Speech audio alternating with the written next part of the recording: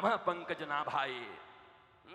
भगवान के एक एक अंग, भगवान के सर्वांग का अगर बार बार उपमा दिया गया तो केवल और केवल कमल से दिया गया, और वो कमल सूर्य की पहली किरण ज्ञान की किरण से खिलता है। सूर्य ज्ञान स्वरूप हैं, सूर्य गुरु, हनुमान जी के भी गुरु। हनुमान जी उन्हीं से एक बार तो लील गए, खा पी गए, लेकिन उसके बाद फिर जब मामला बना तो बोला हमको पढ़ाओ दोबारा, सूर्य ने देखा करे तो बचपन में यही बड़ा खतरनाक आदमी फिर आ गया, अब क्या करेगा? बोला महाराज तब तो हम पूरा ही सोचे थे कि गुरुजी को ही खा जाएं, अब तुमको कोई गुरुजी अच्छे लगे तो गुरुजी को खा जाओगे क्या? बोला गुरुजी से ज्ञान ले लो। बोला अब हम ज्ञान लेंगे आपसे। तो हनुमान जी ने सूर्य से ज्ञान लिया है। सूर्य वास्तव में गुरु स्वरूप ही हैं, लेकिन श्रीमद् भागवत का शुरुआत कहां से हो रहा है? बोला कोटि सूर्य समप्रभा।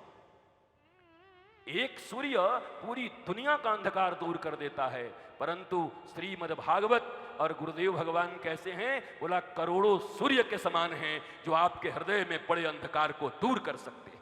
कोटि सूर्य समप्रभा। श्रीमद् भागवत करोड़ों सूर्य के समान मनुष्य के भीतर में, हृदय के भीतर में जो अज्ञानता का अंधकार है, जिसके कारण वो कष्ट में है, दुख में है, तकलीफों में है, उसको मिटा देने में सक्षम है, समर्थ है, लेकिन स्वीकार करना होगा।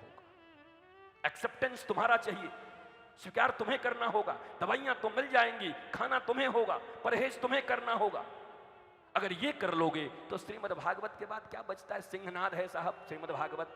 श्रीमद् भागवत लेके बैठ गए तो सब सिंह गरज गया। अब क्या करना है? अब इधर उधर कोई 3-5 करने की जरूरत नहीं है, इधर उधर डोरा पूरा सब चलते रहता है, प्रतीकों में बांधते रहो। परंतु भागवत का अगर अध्ययन हो गया, भागवत का श्रवण हो गया, भागवत का पूजन हो गया तो बात बन जाएगी। कहने का अर्थ है कि इस कली काल में, घोर कली काल में, क्योंकि व्यास जी के द्वारा लिखा गया प्रायः ये प्रामाणिक रूप से अंतिम ग्रंथ है। श्रीमद् भागवत के बाद कलम तोड़ दिया व्यास जी ने, बोले आप क्या लिखें, सब हो गया। भगवत प्राप्ति के साधन लिख दिए, कृष्ण प्रीतिकर साधन लिख दिया, कृष्ण को अपना बनाने का साधन लिख दिया, अब क्या लिखूं? लिख दिया। बाकी पहले लिख ही दिए थे।